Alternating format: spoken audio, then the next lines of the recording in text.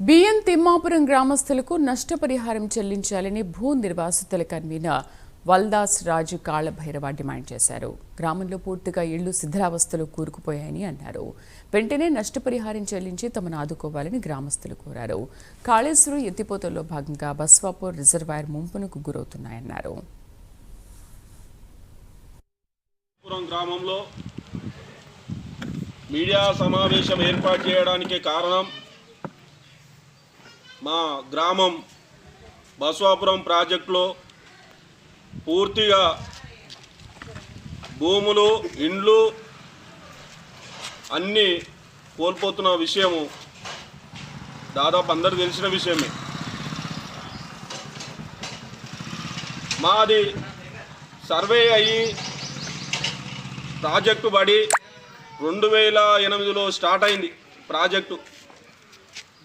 ఇది 2025 ప్రాజెక్టు పడేటప్పుడు అప్పుడున్న ప్రభుత్వాలు బిఎన్ తిమ్మాపురం గ్రామానికి అన్ని విధాలుగా మీకు అండగా ఉంటాం, అన్ని విధాలుగా మిమ్మల్ని ఆదుకుంటాం అని చెప్పి నమ్మించి